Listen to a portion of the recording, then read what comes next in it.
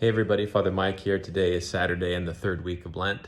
We've got a great story from Luke's Gospel today about two people who go to the temple to pray, which I think can help us to consider our own practice of a little extra in our prayer during Lent.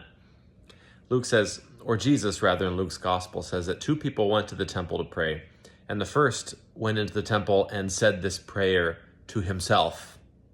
Lord, I thank you that I'm not like the others, and so forth.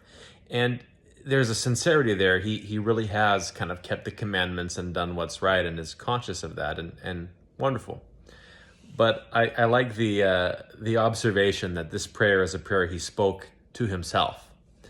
And I know what that is. I've got a spiritual director who always has often said to me, Mike, you can't pray and watch yourself pray at the same time. And for whatever that's worth, that little comment has helped me actually quite a bit.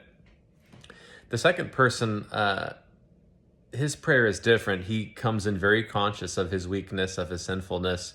We're told he doesn't even raise his eyes to heaven. And he beats his breast and says, Lord, have mercy on me, I'm a sinner. And Jesus says, that is the kind of prayer that I want, essentially. That's the person who goes home justified. So there's an important context given to our exercise of the discipline of prayer. And that is that we've got to bring before God humbly the truth about who we are, not who we think God wants us to be. I've said this before, but I often find myself resistant to prayer, not because I don't want to face God, but because I don't want to face myself. Gerald May spoke about prayer like this. He said, for me, prayer is a gentle, dignified openness to what's real.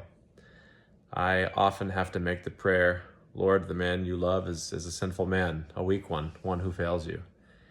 And I see great encouragement in this story in which Jesus says, the humble prayer like that is the one that justifies.